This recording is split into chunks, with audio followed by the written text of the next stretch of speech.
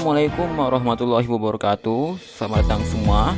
Pada video ini saya dan kelompok saya akan menjelaskan, membahas dan mempraktekkan setiap materi pada modul-modul yang ada pada praktikum sistem operasi. Video pembelajaran ini dibuat sebagai tugas UAS praktikum sistem operasi kita. Oke, mari kita akan lanjut saja. Oke, pada video ini kita akan membahas modul 1 tentang instalasi Windows, modul 2 tentang komponen Windows yang berisi tentang UI shell, disk management, drive, dan drive optimization. Pada modul 3 kita akan membahas komponen Windows kedua, yaitu berisi tentang file explorer, task manager, dan registry editor. Modul 4 tentang instalasi Linux, yang kita akan mempraktikkan menginstalasi Ubuntu pada VirtualBox. Pada modul 5 yaitu Linux, kita akan membahas tentang Linux dan komen-komennya. Modul 6 utilitas lanjutan, yaitu tentang komen Linux lanjutan. Dan modul 7, modul terakhir, yaitu tentang distro Linux. Oke, sekian, kita akan langsung aja ke modul pertama. Assalamualaikum warahmatullahi wabarakatuh. Perkenalkan, nama saya Pratama Pranto. Pada kesempatan ini saya akan membawakan materi dari modul 1, yaitu tentang instalasi Windows dan CMD, command prompt. Oke, kita langsung saja. Untuk instalasi Windowsnya akan saya lakukan di virtual machine atau di Oracle Virtual Machine VirtualBox. Oke, saya buka VirtualBox-nya.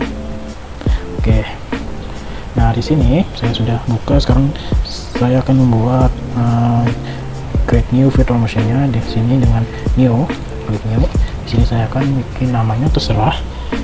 Misalnya OS 10. Oke, di sini ada type-nya otomatis ya, misalnya kalau Linux ya langsung berubah dia. Di sini kita Windows. Oke, jadi kita Windows, Microsoft Windows. Nah, versi yang akan saya install adalah Windows 10 dengan arsitektur 64 bit. Karena laptop saya 64 bit, jadi 64 bit, dan file ISO-nya juga 64 bit. Nah, kalau 30 bit tinggal 2. Oke, sekarang next. Untuk memory size-nya untuk default-nya 2008 ya. Terus misalnya kalau kita ingin nambah bisa, selama di dalam range yang warna hijau. Kalau di luar itu misalnya orange atau merah, itu akan memakan RAM laptop kita dan akan memperlambat kinerja komputer kita. Jadi sebaiknya di range yang warna hijau saja. Jadi so default saja lah 2008. Next. Sini apa nih, habis karena kita kosongnya belum bikin, jadi create virtual hard disk now. Great. Nah, hard disk lengkapnya ada disediakan VDI, VirtualBox Disk Image, SSD, VMDK. Nah, kita default aja VDI karena saya tidak tahu kedua ini. Next. Terus ini storage dan physical hard disk. Ada dynamically allocated dan fixed size. Simpelnya saya pilih dynamically allocated. Kenapa? Karena setelah ini kita akan menentukan besaran storage yang akan kita gunakan di virtual machine kita. Nah, saya pilih dynamically allocated ini supaya lebih fleksibel. Misalnya kalau kita mengerahkan storage-nya, atau setelah ini mengatur storage-nya berapa ya? 10 GB. Tapi untuk sistem operasinya itu perlu 20 GB. Nah, jadi saya pilih dynamically allocated ini agar 10 GB itu bisa bertambah dan menyesuaikan dari keperluan sistem operasinya. Nah, kalau fixed size, kalau misalnya saya masukkan 10 GB dan nanunya 20, sedangkan sistem operasinya perlu 20, itu tidak akan bisa nambah dan cuma hanya fix 10 GB. Jadi akan terjadi error. Sebaiknya dynamically allocated. Oke, next. Nah, ini yang saya maksud location-nya, besaran filenya. Kalau tadi 10 GB, perlu 20 GB, kali langsung dibesarnya sesuai. Kalau fix ya fix aja 50 GB atau 10 GB sesuai dengan apa yang kita input di sini. Oke, saya create. Oke, sudah saya buat ya. Sekarang saya akan masuk ke setting untuk mengatur file ISO-nya. Nah, di sini ada tadi settingnya, di setting, storage. Di sini kita lihatkan VDI. Di sini kita centang storage drive-nya agar virtual machine ini, virtual disk-nya membaca sebagai SSD. Simpelnya supaya lebih cepat saja. Oke, centang ini masih kosong ya. Di gambar piringan CD ini, habis itu kita klik piringan CD ini, terus ada file. Saya sudah download ya file ISO-nya, Windows 10. Kita klik open. Nah, kita sudah masukkan file ISO-nya, file instalasinya. Terus kita oke. Ini sudah kita masukkan semua. Sekarang kita tinggal start. Oke, ini sudah selesai update, sudah saya masukkan, langsung start saja.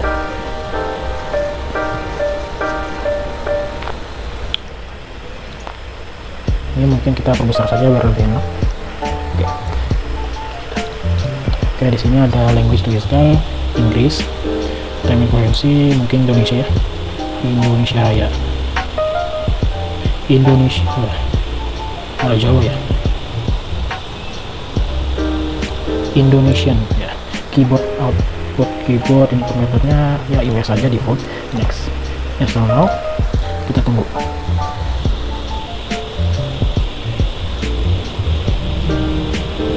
Nah, ini kita akan pilih operasi sistem Windows dan jenis yang apa yang ingin kita inginkan. Di sini ada Windows Home, Enterprise Pro, dan Enterprise. Oke, kita langsung pilih, saya maunya Windows 10 Pro ya. Terus ada KMS dan activated by KMS Pico. Ini supaya tidak ada ini ya, apa namanya, tulisan Windows, activate Windows di sebelah kanan, di bawah kanan ini. Kalau bacakan biasanya ada itu. Oke, next. List simptomnya kalau mau dibaca silahkan, tapi saya tidak mau. Accept, next. Oke, upgrade. Sini ada tipe instalasi yang kita mau. Upgrade dan kostum, karena ini masih kosong jadi kita pilih kostum saja. Nah, sekarang kita akan buat partisinya untuk instalasinya. Kita buat klik new. Kita tentukan jumlahnya berapa ya, 20.000 MB atau 20 GB. Apply, show. Oke. Nah, di sini sudah ada dua ya. Untuk sistem ini primary dan akan kita install di sini drive zero nuclear space 30,5 GB. Next. Oke, sekarang kita akan menunggu instalasi Windowsnya sampai selesai. Ini akan memakan banyak waktu ya, jadi kita akan skip saja. Oke, kita skip.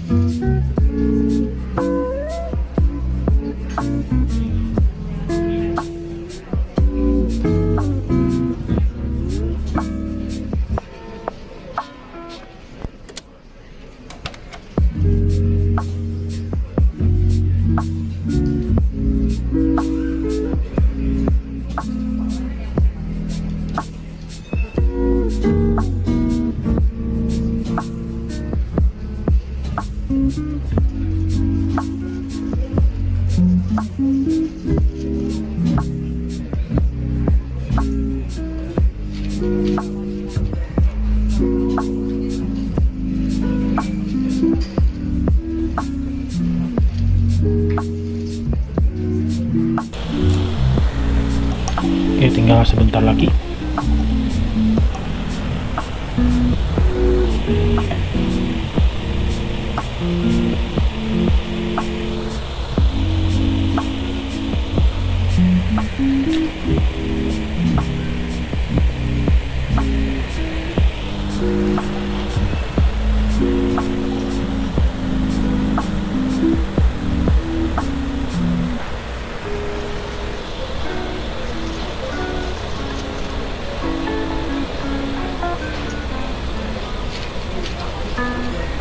Oke, di sini kita sudah dapat restart ya.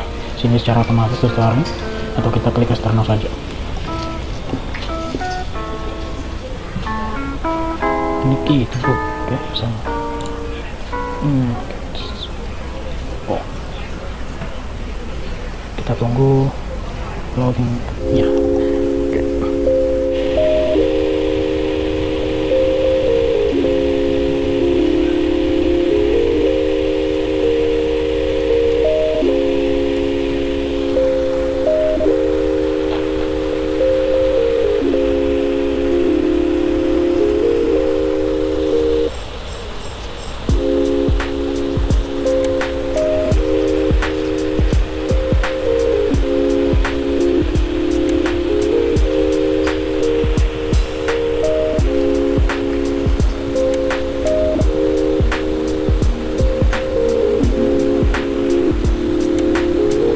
Oke, sekarang kita sudah masuk ke dalam. Sekarang kita tinggal instant enter product key karena kita tidak punya, kita do this later. Feedback user space setting.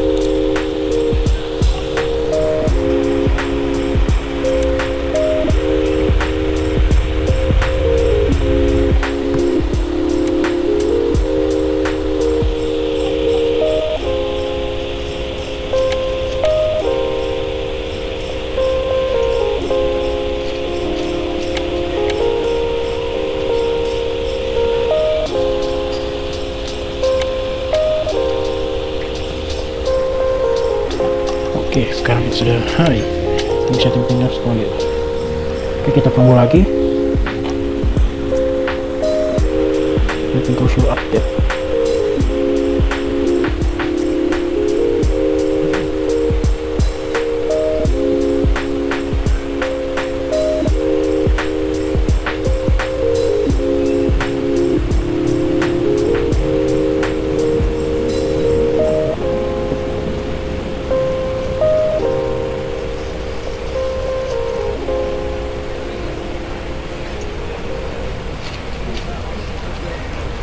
Oh shit, here we go again.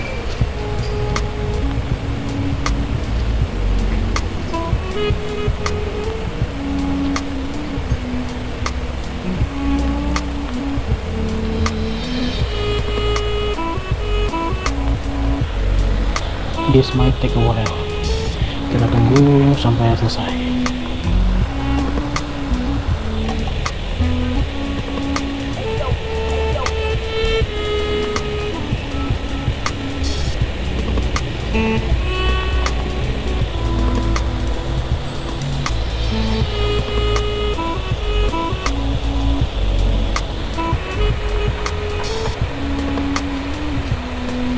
Ini lagi paling ya, karena tadi kita pilih yang KM Spico.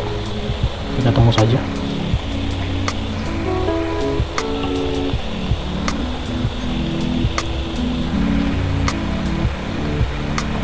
Beautiful women are like powerful magnets.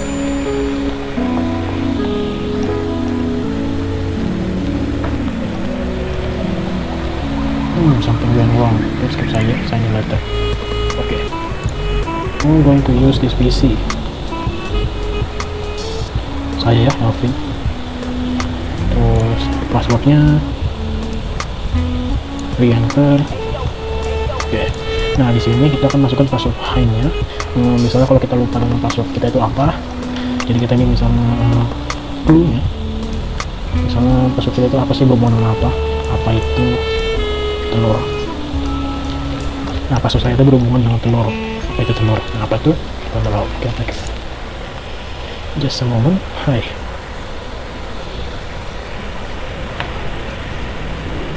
Oh ya, satu Oke. Oh ya, sebaiknya saran saya mungkin yang tadi error itu sign in untuk masuk ke Microsoft Windows-nya, karena kelihatannya internet saya mati, jadi itu langsung tidak bisa. Tapi yang tidak harus juga sebenarnya, bisa di skip juga.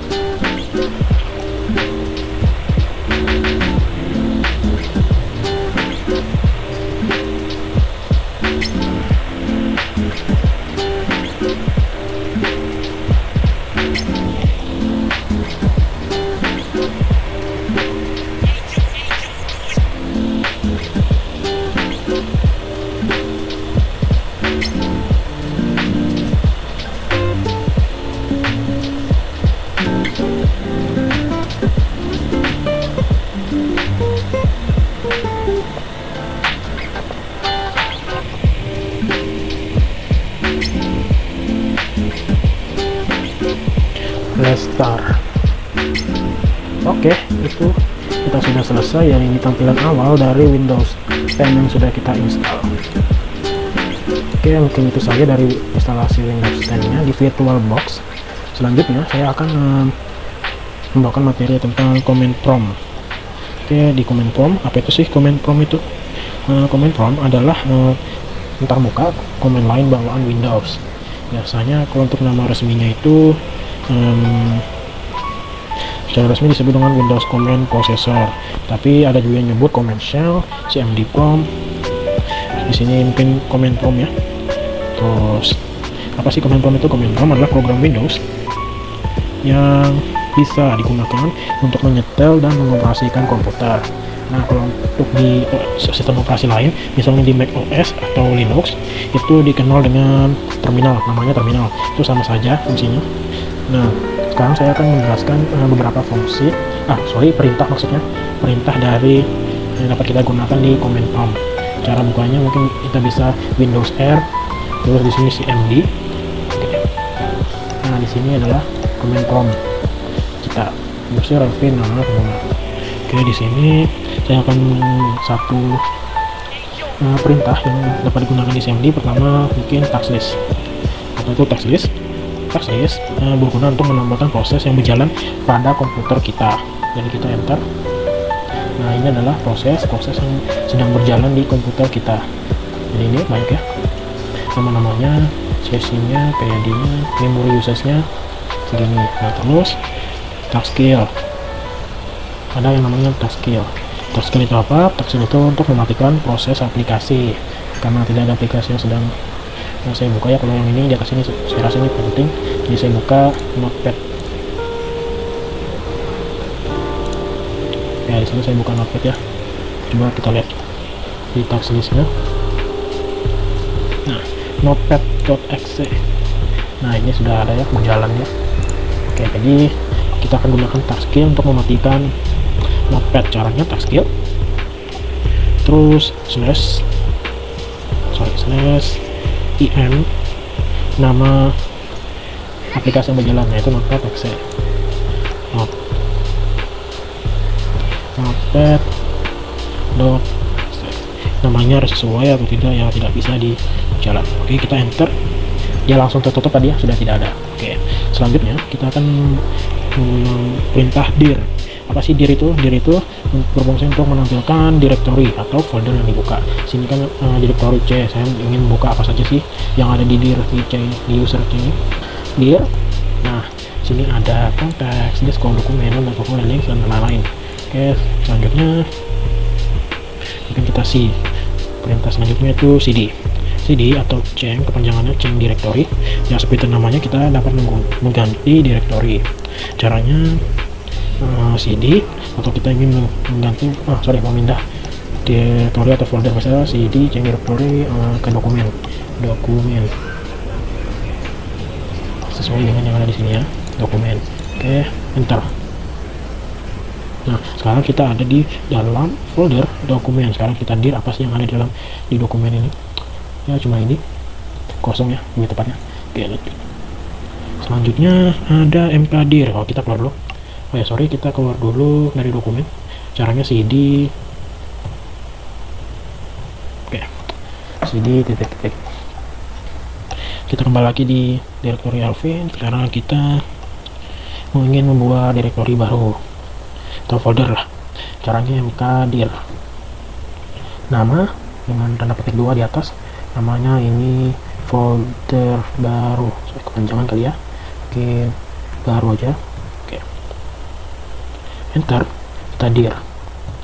Tuh, baru sudah ada dibuat. Atau kita mau buka di Windows Explorer, di cek di user ya, user Alvin baru sudah ada.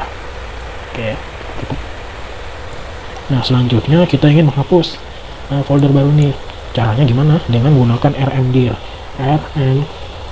dir. Terus cara menghapusnya sama seperti mkdir. Nama dokumen dengan tanda petik 2 di atas. Terus nama dokumennya apa? Nama foldernya baru. Oke, kita enter. Kita dir lagi. Tidak ada. Sebelumnya ada kan tadi. Nah, sekarang sudah terhapus. Sekarang kita ingin menyalin file. Bagaimana sih menyalin file? Karena saya tidak punya file, mungkin kita buat dulu ya. Notepad aja, simple aja, notepad. Kita save.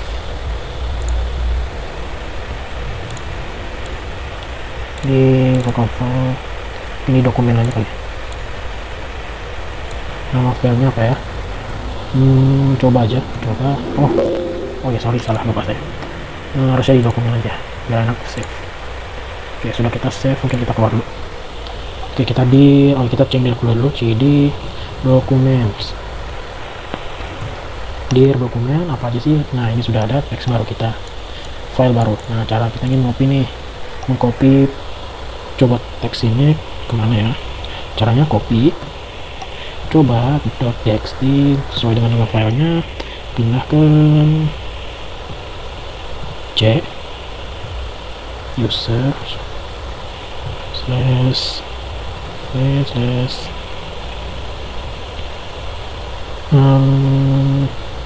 di mana ya? Mungkin di download ya, di download one copy div. Sekarang kita coba balik ke dulu. Sekarang kita cd download, kita mau lihat apakah sudah ada di sana. Kita dir, ada, sudah tercopy.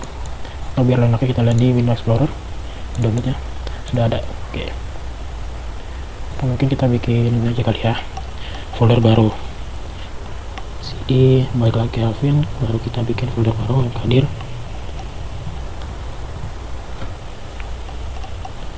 Baru. Oke, sekarang kita ingin memindahkan file. Sekarang kita ingin memindahkan file menggunakan perintah move. Bagaimana? Kita ingin cd, karena kita dokumen tadi ada di download, di dokumen, kita pindah masuk dulu ke dokumen.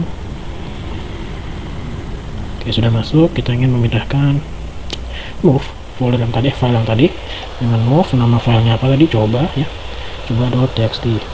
Tar dulu cek. Oh ya, ada, kita move coba.txt. Coba.txt kita pindah ke, terus nama ininya, pathnya slash user slash baru. Kita masukin ke folder baru yang tadi saya buat. Oke, tanda petik 2, enter. Nah, harusnya sekarang sudah pindah. Coba kita balik, coba kita dir. Nah, sudah tidak ada, artinya sudah pindah dari di folder dokumen ke folder baru. Coba kita cek di baru, kita dir, sudah ada. Oke, sekarang kita ingin menulis isi. Kita juga di send ini bisa menulis isi file. Caranya bagaimana? Kita ingin kita dir lagi, susah. Kita ingin dengan caranya type itu apa? Type itu menampilkan isi dari file atau input output file. Caranya type, kita ingin lihat coba.txt, tidak ada karena memang kosong. Coba kita lihat, tuh kosong. Coba kita isi hai semua. Oke, coba kita lihat type coba.txt hai semua. Nah, Di CMD kita juga dapat menulis isi file itu. Caranya bagaimana? Dengan cara type con. Oke. Oh ya, di perintah type ini ada apa saja sih anunya? Ada tadi type biasa, type ini ada type ini ada type con. Untuk menulis isi filenya ada type 0 untuk menghapus semua isi filenya. Cara kalau type 0 itu bagaimana? Tadi ini sudah ada ya, type coba ada isinya ya semua. Kita coba type 0 coba.txt. Oke, kita lihat. Oke, coba kita lihat lagi ya. Coba sudah hilang, saya terhapus keseluruhannya. Oke, type baru kita ingin apa ya? Type con untuk menulis isi filenya .txt. Nah, sekarang kita sudah dapat menulis isi filenya. Misalnya isi ini ada, kita mau turun, kita bisa. Untuk baris kedua ini nomor 2 ya, 1 ini nomor 2. Nah, agar bisa berhenti caranya tuh dengan Ctrl Z. Nah, terus kita enter, terus kita type. Apakah sudah ada type? Nah, coba .txt. Ini sini ada, ini nomor 1 nomor 2. Oke, kita lihat di sini ada. Oke, cukup. Nah, selanjutnya apa ya? Kita ingin menghapus file. Kita ingin menghapus file coba.txt ini. Bagaimana caranya? Dengan perintah del terus nama filenya coba.txt. Harusnya kita dir. Oke, tidak ada, sudah terhapus. Kita lihat di sini.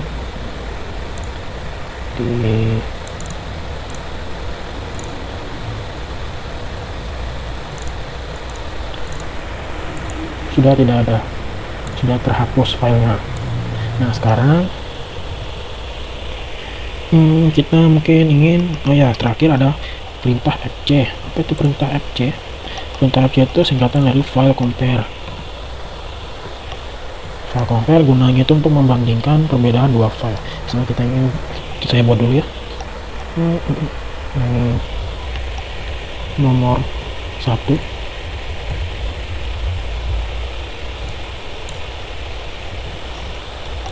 terus ini save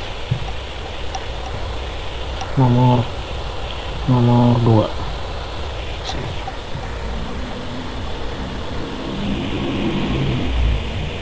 Misalnya di nomor 2 ini kita ingin isi ya, nomor ini ada isinya. Oke, kita save. Karena tadi saya buatnya di dokumen, kita balik dulu cd baru cd dokumen tuh ada 2. Nah, ini 23 artinya ini ada isinya ya. Nomor 1 tidak ada. Sekarang kita fc bandingkan dua file tersebut. Kita fc, terus kita tanda petik file 1 nomor 1 ya, nomor 1 .txt, terus kita tanda petik lagi untuk yang file 2 nomor 2.txt, tanda petik, kita enter. Nomor 1 tidak ada isinya, nomor 2 ini ada isinya. Oke, mungkin kita kembali lagi. Oke, 1 mungkin kita bisa keluar tanpa harus ngetik X nya ini. Kalau misalnya malas mengarahkan kursornya, kita nulis. Oh ya, 1 mungkin kita ingin membersihkan ini semua ya, ini dengan caranya clear. Oh tidak bisa. Oke, mungkin kita keluar aja. Oke, itu saja dari penjelasan modul 1. Sekian dari saya, terima kasih.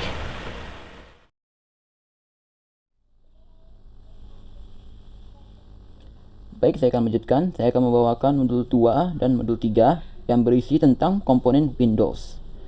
Pada materi pertama, kita akan membahas tentang UI Shell. UI Shell, setiap sistem operasi memiliki software yang disebut sebagai shell. Shell merupakan sebuah software yang menjadi sarana interaksi antara OS dan user, maupun OS dan program yang berjalan di atasnya disebut shell, karena pada umumnya software ini menjadi lapisan terluar dari sebuah OS.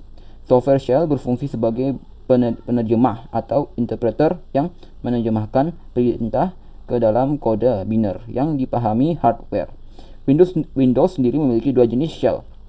shell berupa GUI dan CLI. GUI shell yang digunakan Windows berbeda-beda. GUI shell yang digunakan Windows berbeda-beda, tergantung pada versi Windows yang terinstall.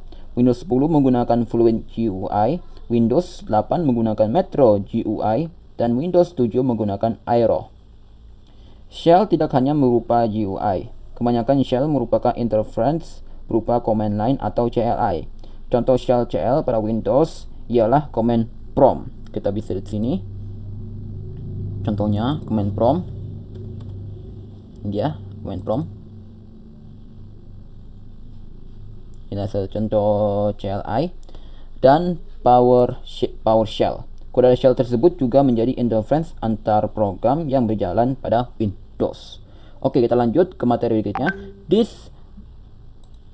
Kita lanjut pada materi berikutnya. Disk management. Sistem operasi Windows juga memiliki utility untuk mengelola drive penyimpanan yang terpasang pada sistem, yaitu kita lanjut pada materi berikutnya. Disk management. Sistem operasi Windows juga memiliki utility untuk mengelola drive penyimpanan yang terpasang pada sistem. Kita lanjut kepada materi berikutnya. Disk management. Sistem operasi Windows juga memiliki utility untuk mengelola drive penyimpanan yang terpasang pada sistem, yaitu disk management berfungsi. Kita lanjut kepada materi berikutnya. Disk management. Sistem operasi Windows juga memiliki utility untuk mengelola drive penyimpanan yang terpasang pada sistem, yaitu disk management berfungsi untuk mengelola perangkat storage, partisi serta file sistem yang digunakan. Kita bisa buka sendiri di sini. Sekalian saya akan mempraktekkan cara membagi partisi. Kita ke PC, klik kanan PC, baru pencet manage. Tunggu sebentar, agak lama.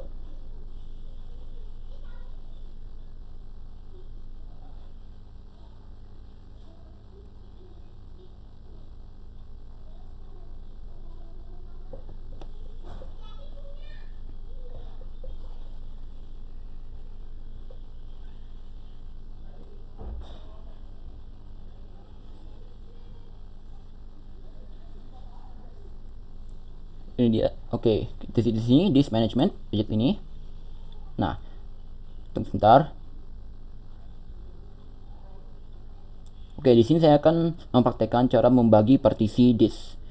Nah, kalian pilih salah satu disk mana yang kalian ingin dibagi. Klik kanan, pilih shrink volume. Tunggu sebentar.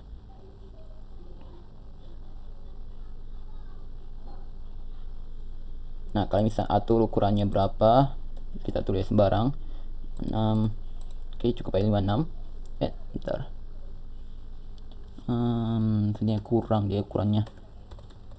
Udah bisa, kayaknya salah, maaf. Kita coba di displaynya.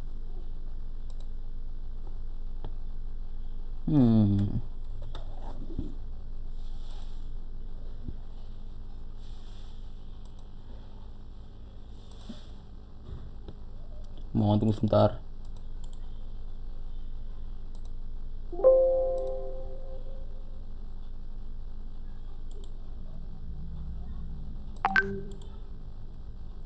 Kita coba lagi. Nah, shrink volume, tunggu sebentar.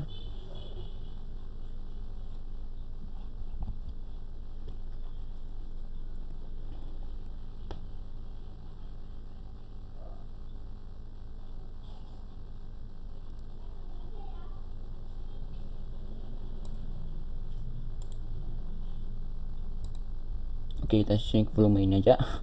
Mungkin saya kebanyakan melakukan shrink volume jadi agak susah. Error syutingnya.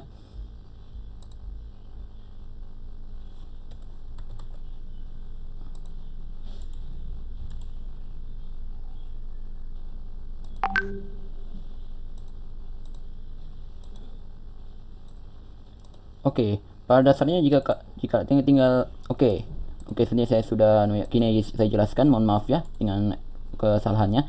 Klikkan satu volume ini warna biru, shrink volume. Sebentar. Nah, kalian tinggal atur di sini bahwa punya shrink volume. Pas sudah shrink, tunggu sebentar. Nah, nanti akan keluar kayak gini di sebelahnya, di sebelah volumenya keluar mana hitam kayak gini. yang kosong gini, yang unallocated, klik kanan, new simple volume, next. Kalian tinggal pilih aja ukurannya, next lagi. Assign drive letternya kalian bisa atur, next lagi kalian bisa atur juga sini, tinggal finish, dan otomatis tunggu sebentar.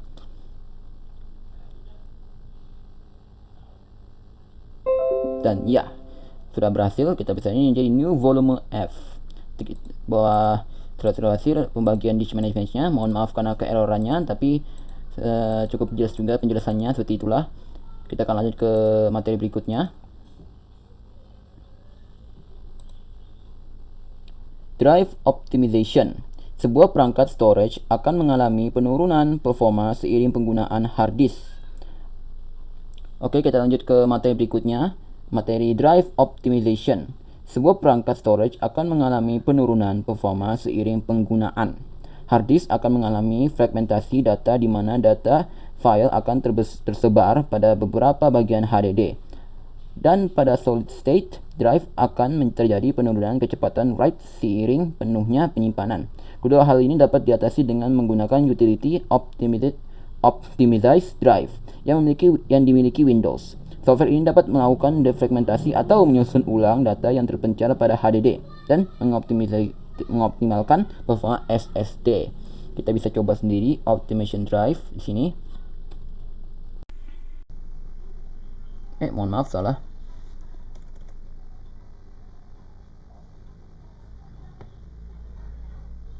Ya, defragmentasi of main drive aplikasinya. Kalian bisa buka sendiri. Di sini kita buka sini. Nih, defragmentasi. Nah, ini optimization drive. Nah, sini tampilannya. Kita tinggal optimize saja.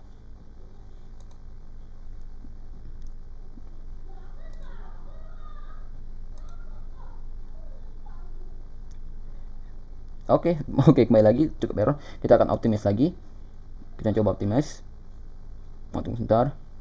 Nah, kita bisa sini bahwa oke dan oke, semua oke. Jadi aman. Selesai di optimization. Oke, sekian, kita akan lanjut ke materi berikutnya, ke modul 3. File Explorer. Berikut adalah software yang kebanyakan pengguna Windows sudah akrab dalam menggunakannya. File Explorer memiliki fungsi manajemen directory dan file pengguna. Kita bisa buka sendiri file Explorer-nya di file ini Explorer. Nah, misalnya kalian ingin mencari sesuatu di PC kalian, seperti aplikasi, file-file, dokumen, data-data, dan lain-lain, kalian bisa cari sini. Kalian bisa cari sini, misalnya contohnya kalian mau cari aplikasi Discord, contoh. Kita pencet, klik enter, nah ketemu aplikasinya. Oke, kita akan lanjut ke materi berikutnya. Task Manager. Suatu sistem operasi akan menjadi landasan di mana program lain akan berjalan. Untuk menjalankan fungsi tersebut, suatu OS harus dapat mengelola sumber daya hardware yang akan digunakan. Kebanyakan OS modern dapat melakukan fungsi ini secara otomatis, namun tetap memberikan kendali pada pengguna secara terbatas.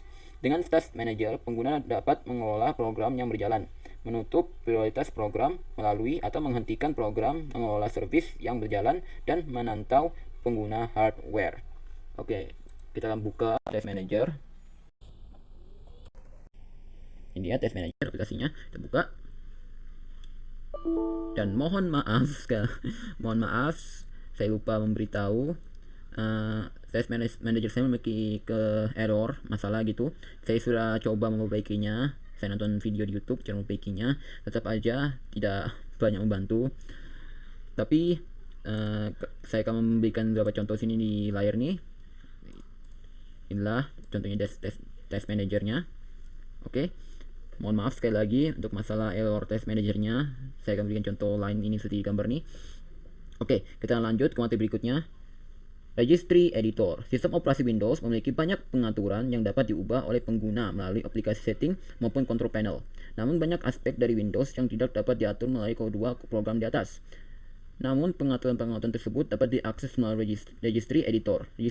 Registry adalah parameter yang digunakan Windows sebagai dasar konfigurasi mulai dari wallpaper, font, cursor, hingga mempercepat shutdown sistem dan mengatur parameter driver.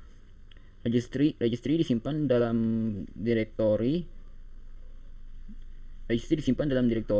dalam bentuk key dan dapat diedit dengan program regedit. What the fuck? Registry disimpan dalam direktori dalam bentuk key dan dapat diedit dengan program regedit. Oke, kita coba buka programnya.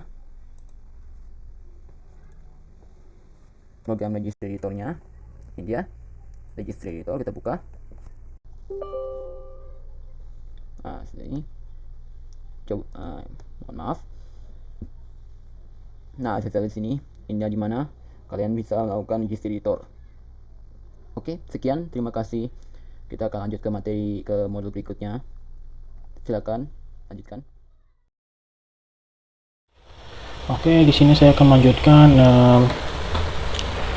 materi dari modul 4, yaitu instalasi Ubuntu di virtual machine. Saya instalnya di virtual machine. Pertama-tama saya akan membuat virtual machine barunya dengan klik new, nama dari ini ya. Oke, Ubuntu lah, Ubuntu. Oke, di sini saya tipenya Linux otomatis. Ini saya pilih Ubuntu 64 bit karena komputer saya 64 bit, dan juga dari file ISO-nya Ubuntu yang saya download itu 64 bit. Sekarang next, sini memory size-nya kita akan atur RAM-nya dulu. Sini ada defaultnya 1024 MB. Kita bisa ubah-ubah. Selama dia masih di hijau ini ya nggak apa-apa. Dengan batasnya berapa nih? 4000-an lah. Nah, tapi kalau kita sudah masuk ke orange atau merah, itu akan memperlambat dari kinerja komputer kita. Jadi sebaiknya masih di dalam, ngaturnya itu masih di dalam yang warna hijau ini. Saya atur 24.048 MB. Sekarang next, create hard disk now. Yes, kita ubah, kita defaultnya karena kita masih baru ya. Create. Sini VDI sesuai default. Next. Sini dynamic allocated itu misalnya kita di sini apa ya, di selanjutnya ini kan ada ini ya, mengatur jumlah besarnya storage. Misalnya kita ingin isi 10 GB. Nah, kalau di dynamic allocated, kalau dari sistem operasinya perlu 20. Nah, kalau di dynamic allocated, nah itu bakal nambah sendiri. Nah, kalau di fixed size, nah kalau misalnya kita tentukan di besar storage setelah ini, nah 10, tapi perlunya 20, jadi dia tidak akan menambah, jadi dia fix 10. Nah, itu akan terjadi error. Jadi kita akan pilih dynamically allocated. Sekarang kita next. Nah, ini yang saya maksud. Kalau kita 10, kalau dynamically allocated, misalnya perlunya 20, dia akan nambah. Kalau fixed size, dia akan tok 10 GB gitu. Nah, sini defaultnya 10 GB, kita ikuti saja. Create. Oke, sekarang sudah masuk. Sekarang kita klik start, dia akan langsung muncul nanti sebentar. Nah, oke, sini kita akan add file ISO nya dari Ubuntu. Oke, di sini saya sudah download ya, Ubuntu versi 20 dengan 64 bit. Oke, open Ubuntu. Oke, choose Ubuntu 24.6 GB. Oke, start. Oke, sudah di start. Kita perbesar supaya lebih enak. Oke, sekarang kita tunggu dulu.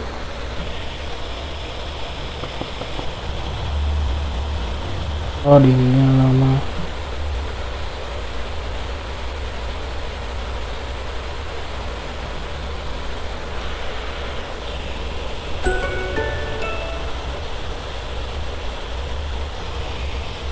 Oke, sekarang kita sudah masuk ke menu instalasinya.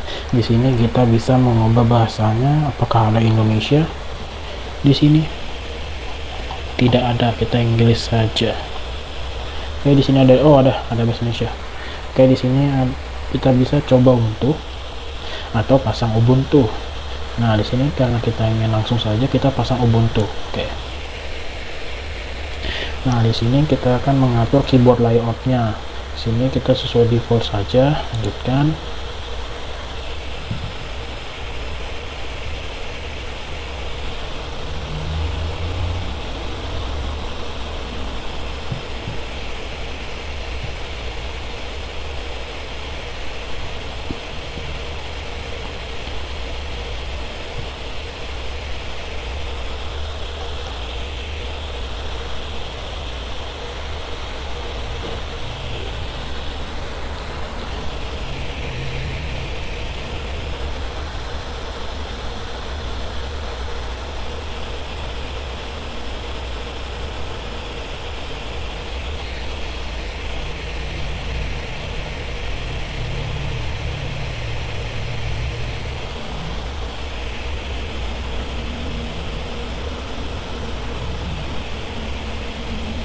Oke, di sini baru nambah lagi news update dan baru sini kita bisa download update installasi normal atau installasi minimal. Misalnya ini minimalnya yang dasar-dasar lah, pengembangan web dan dasar-dasarnya.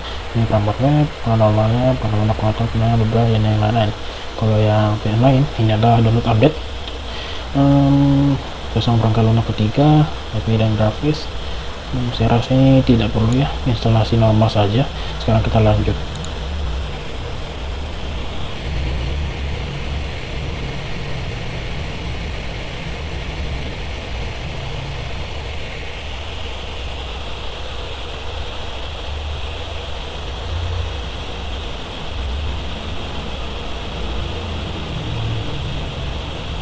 Oke, sini kita jenis instalasi.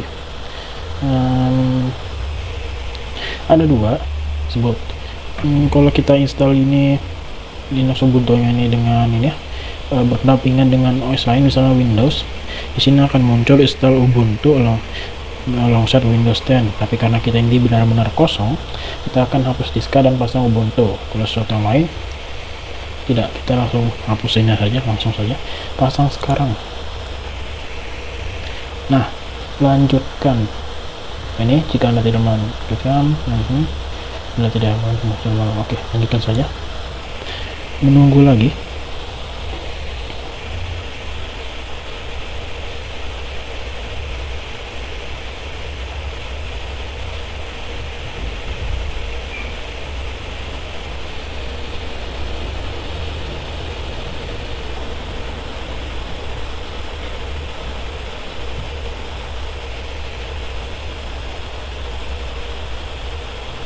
Oke, ini menentukan posisi kita. Karena saya lagi di Kalimantan, jadi saya pilih Samarinda. Sembarang aja sih sebenarnya, karena ini untuk menentukan zona waktu kita.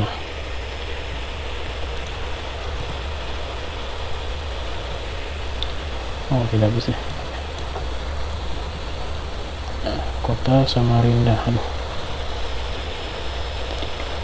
Kota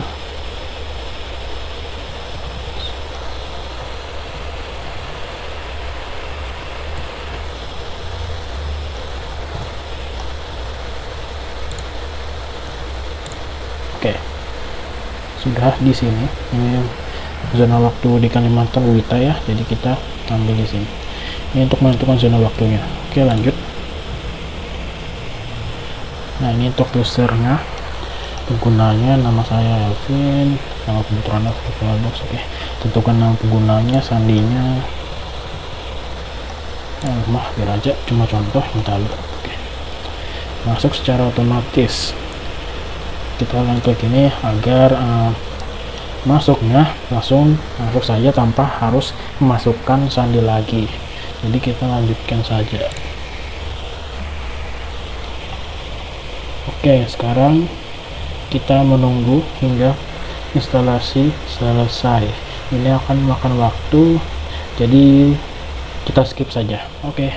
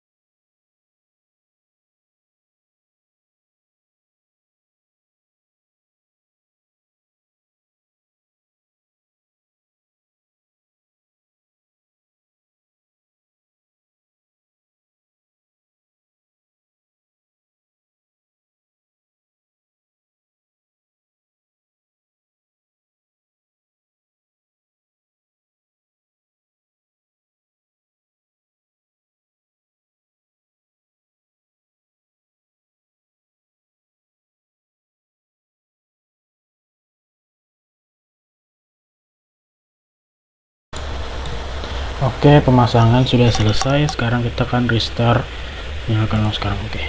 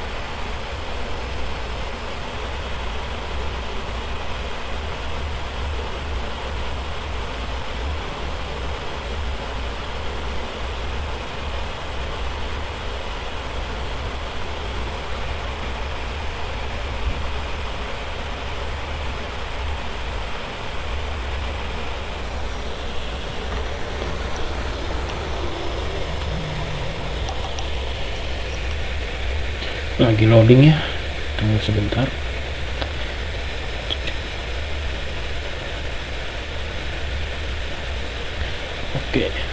Oke, inilah skip online account, skip, next. Oh udah. Oke, ini instalasi kita sudah selesai dan inilah tampilan dari Ubuntu. Oke,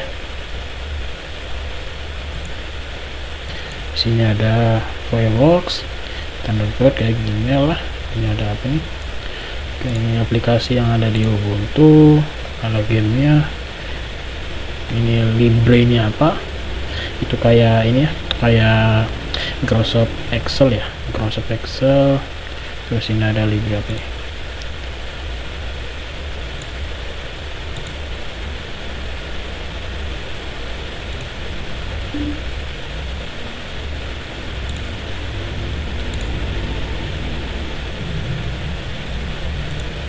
Nah, ini LibreOffice Calc.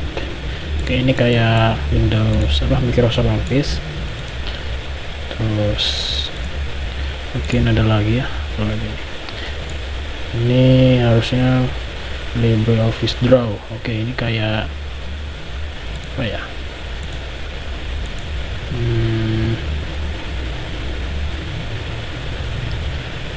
Paint. Terus ada LibreOffice Impress. Oh, ini kayak apa, Microsoft PowerPoint. Terus ada apa lagi nih? LibreOffice Writer. Nah, ini kayak Microsoft Office. Oke, itu dari saya dari Mobile 4 instalasi Ubuntu. Sekian, terima kasih.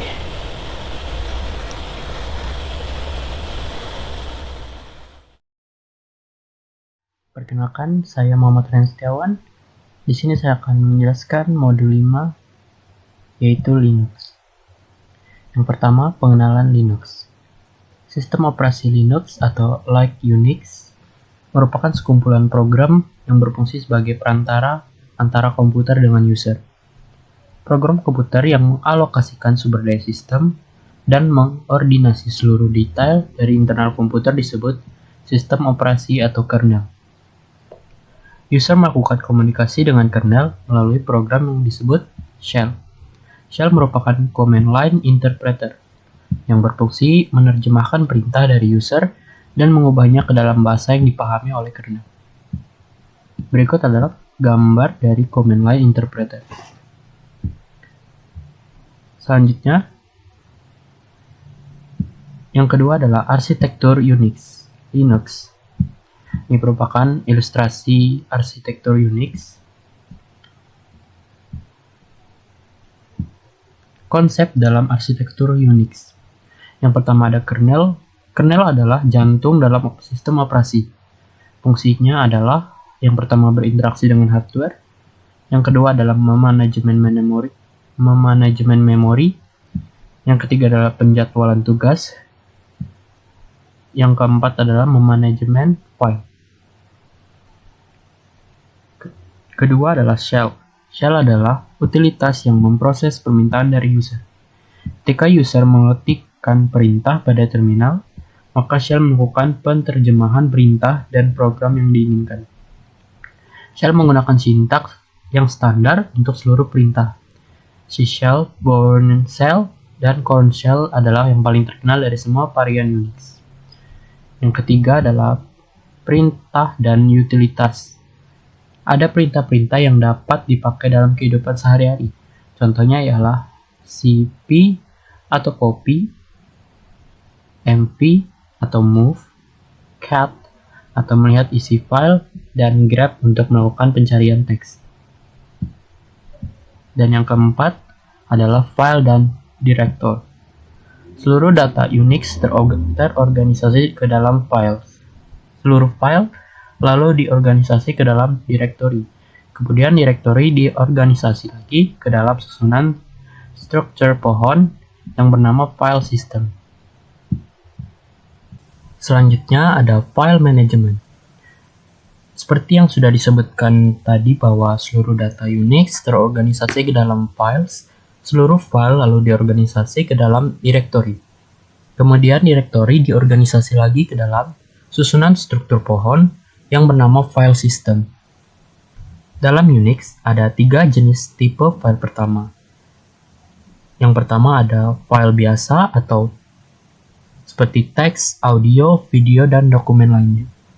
Yang kedua ada directory, yakni yang menyimpan file biasa dan file spesial. Dan yang ketiga ada file spesial. Ada beberapa file spesial yang menyediakan akses ke hardware. Kita pindah ke Linux-nya.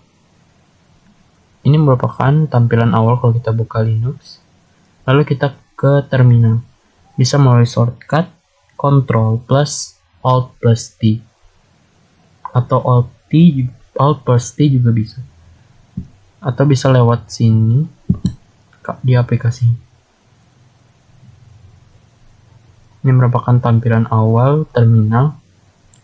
Kita masukkan perintah pwd.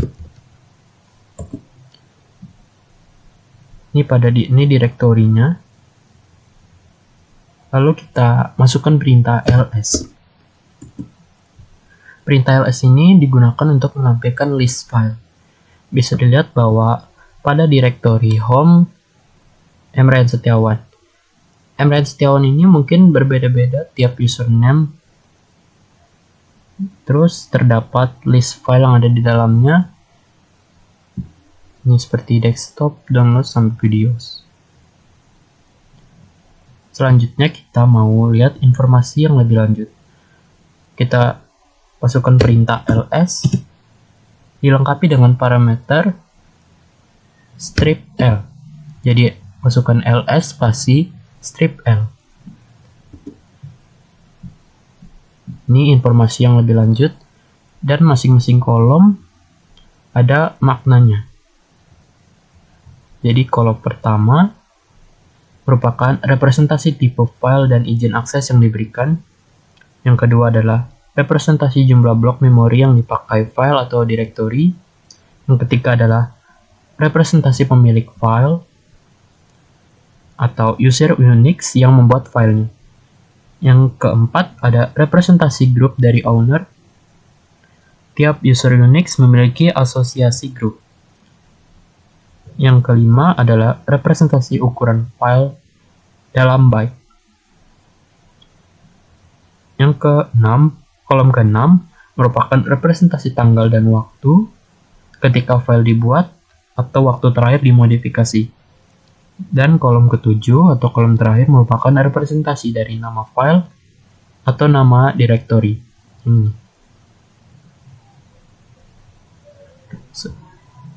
Pada kolom pertama, setiap file dimulai dari huruf D. Terus strip atau L. Karakter ini mewakili tipe-tipe data yang telah di list.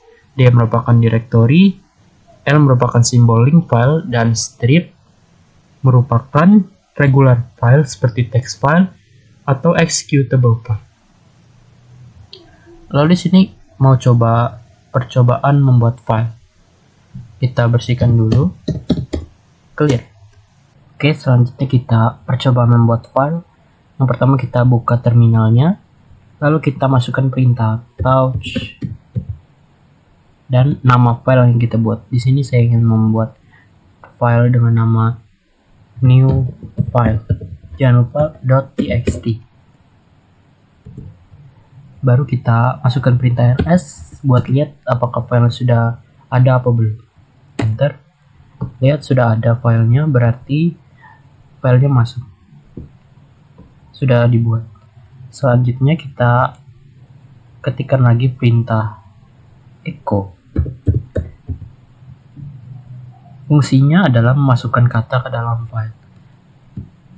Kita ketik tanda petik, kita masukkan katanya, contohnya hi. Kita tanda petik lagi,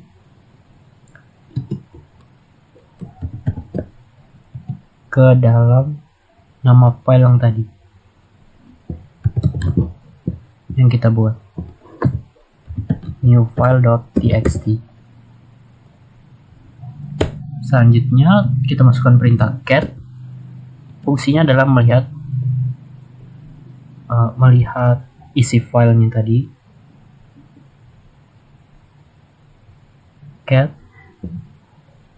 nama filenya tadi new file.txt. Ini merupakan katanya yang kita buat tadi. Baik, selanjutnya percobaan membuat directory. Yang pertama kita buka terminalnya lagi, lalu kita ketikkan perintah mkdir. Fungsinya adalah membuat directory dan nama yang kita buat. Di sini saya membuat nama file. Lalu enter. Lalu kita masukkan perintah ls untuk melihat apakah direktorinya sudah ada atau belum. Lihat sudah ada direktorinya. Selanjutnya kita mau hapus. Perintahnya adalah rmdir. Nama direktorinya yaitu file. Enter. Baru kita masukkan lagi perintah ls untuk melihat direktorinya, dan direktorinya sudah terhapus. Terima kasih. Lanjut ke modul berikut. Baik, selanjutnya di sini saya akan menjelaskan modul 6, yaitu utilitas lanjutan. Selain dari perintah dasar dari Linux, terdapat pula utilitas Linux yang dapat digunakan dalam berbagai kegiatan yang bersifat command line. Utilitas Linux antara lain ialah wc, sort, grep, head, tail, expr, logname, finger, df, dan uname. Utilitas tersebut dapat kita kombinasikan dalam satu perintah yang disebut sebagai pipeline, sehingga utilitas tersebut dapat menjadi perangkat yang bisa digunakan dalam berbagai tindakan. Baik, kita pindah ke Linux-nya. Kita coba date menjadi date.txt. Kita jalankan, kita lihat cat date.txt. Enter. Maka yang muncul adalah waktu sekarang. Selanjutnya kita coba lagi perintah who wc l. Maka yang muncul adalah 1. Baik, selanjutnya di sini saya akan membuat sebuah file dengan perintah seperti yang ada di modul 5, yaitu touch untuk membuat file dan echo untuk menambahkan kata-kata. Jadi saya sudah membuat file. Kita lihat nama filenya, waktu dan tempat .txt. File yang saya buat ini yaitu kata-katanya adalah kota, negara, dan jam. Ya, ini tidak teratur. Utilitas yang pertama kita akan coba adalah sort. Sort adalah utilitas untuk mengurutkan data. Kita coba sort, kita tulis nama file yang kita buat .txt, maka kata-katanya akan terurut secara alfabet dari A sampai S. Selanjutnya kita coba sort waktu dan tempat .txt menjadi hasil sort.txt. Kita coba sort R waktu dan tempat .txt, maka urutannya akan berubah. Dia akan reverse jadi dari bawah ke atas, yang tadi A ke S jadi S ke A. Selanjutnya kita coba utilitas WC. WC adalah utilitas untuk menghitung jumlah baris, kata, dan karakter. Kita coba WC waktu dan tempat .txt. Kata-katanya ada 12 baris, lalu ada 63 kata dan 379 karakter. Kita masukkan perintah WC L atau line atau baris waktu dan tempat .txt. Kita enter. Ada 12 baris. Selanjutnya kita coba WC W atau word waktu dan tempat .txt. Ada 63 kata. Kita coba lagi WC C atau karakter waktu dan tempat. Ada 379 karakter. Selanjutnya utilitas head adalah utilitas untuk mendapatkan sejumlah baris dimulai dari baris pertama. Kita coba head waktu dan tempat .txt. Selanjutnya kita coba head, kita coba baris pertama waktu, maka yang akan muncul adalah kata dari baris pertama. Selanjutnya kita coba yang 5, maka akan muncul dari baris pertama sampai ke 5. Jadi kita coba sampai 13.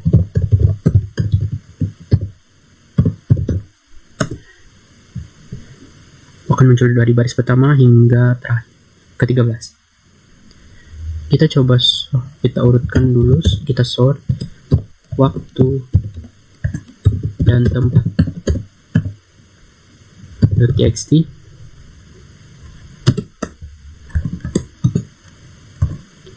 Kita head 7, maka dia akan mengurutkan dari baris pertama sampai ke 7. Ya sudah terurut. Selanjutnya kita urutkan lagi waktu dan tempat .txt. Kita dapatkan yang ketiga, lalu kita hitung karakternya. C, ada 96 karakter, jadi sudah terurut, lalu diambil dari baris pertama hingga ketiga dan ada 96 karakter. Lanjut ke utilitas tail. Tail merupakan utilitas untuk mendapatkan sejumlah baris dimulai dari baris tertentu atau sejumlah baris terakhir. Kita coba tail waktu dan tempat .txt.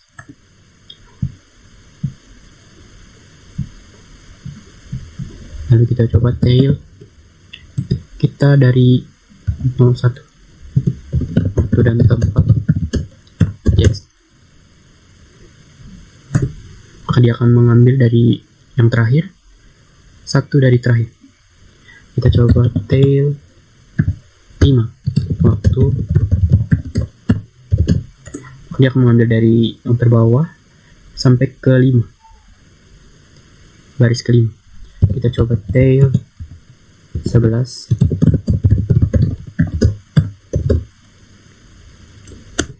Dia akan mengambil dari bawah, dari yang pertama sampai ke 11 yang di atas. Oke, selanjutnya kita coba sort waktu dan tempat the text. Kita tail kelima. Ini kita sudah diurut dan dia mengambil dari bawah, dari Sydney sampai ke New York ada 5.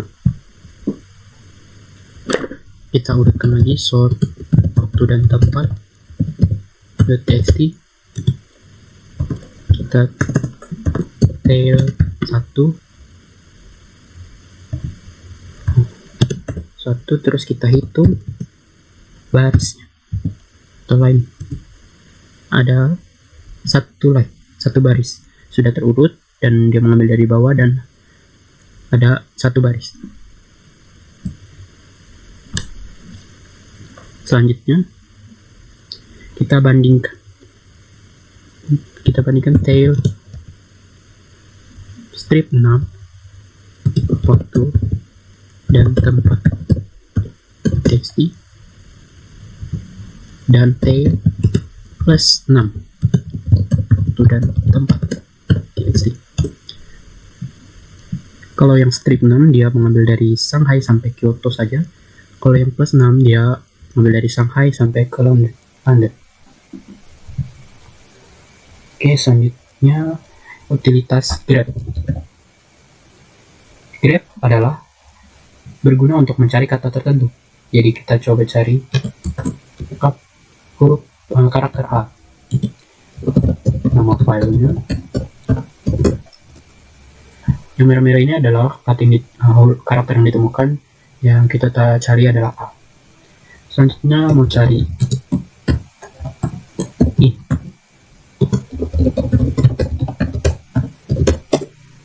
Itu yang muncul hanya 3 in yang kita cari. Selanjutnya mau cari Q.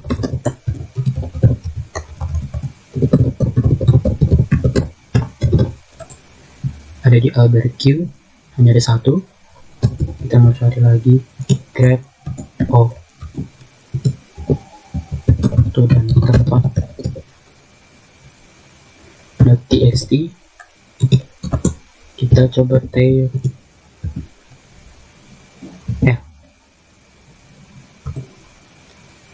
maka akan muncul dari Luzon, dari Bandung ke Luzon.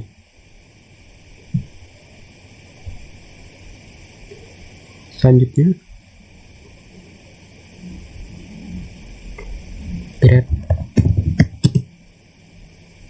v cari waktu dan tempat .txt.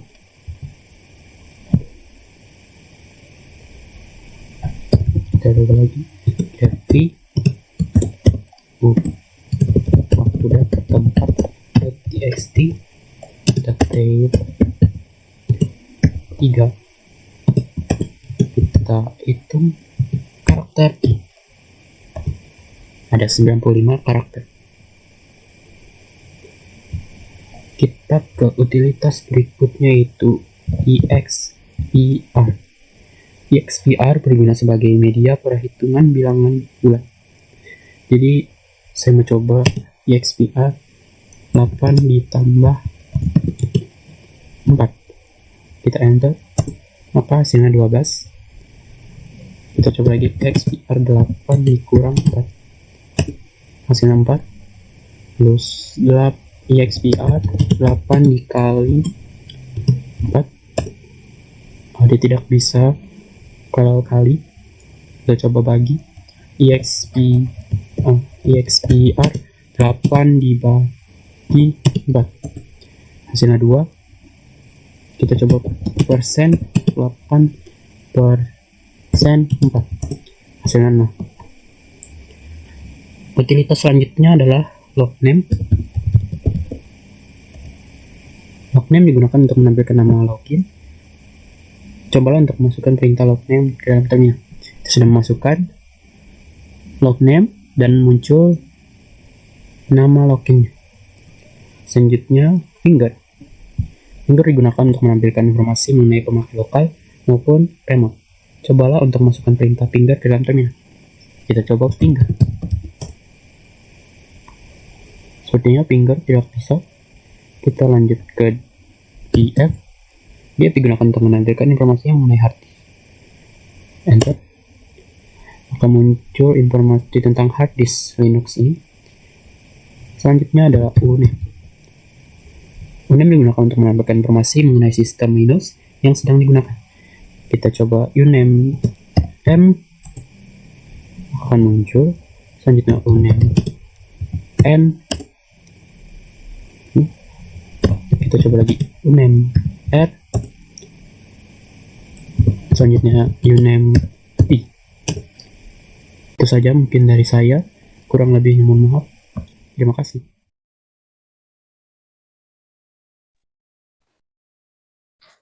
Assalamualaikum warahmatullahi wabarakatuh. Saya Muhammad Sultan Noval akan menjelaskan tentang penginstalan Kali Linux pada VirtualBox. Saya menggunakan ini import appliance. Mengambil filenya Kali Linux yang sudah saya download. Setelah itu next. Ini beberapa isi dari Kali Linux itu tersebut seperti RAM, CPU, dan lain-lain. Import, agree,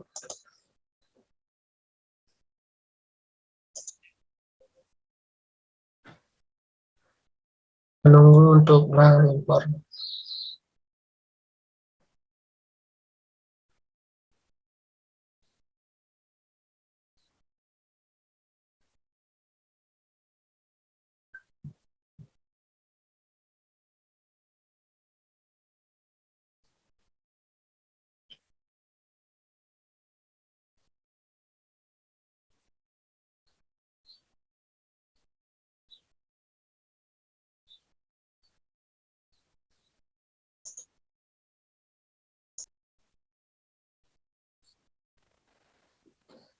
Ya, setelah diimpor, kita pilih start.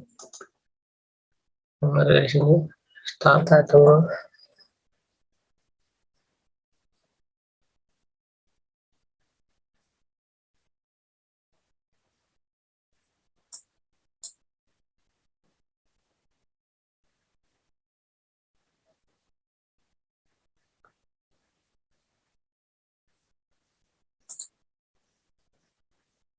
ini booting Kali Linux.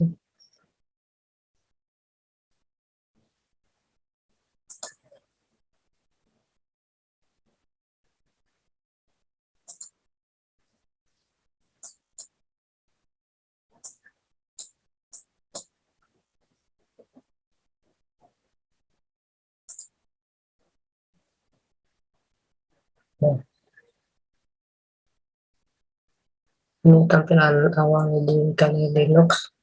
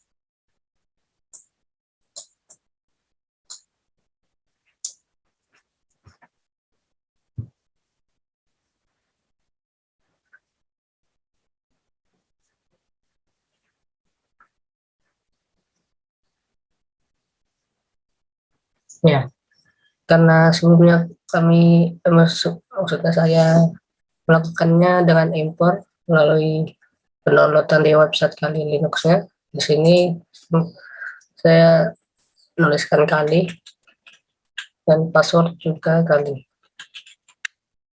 Login.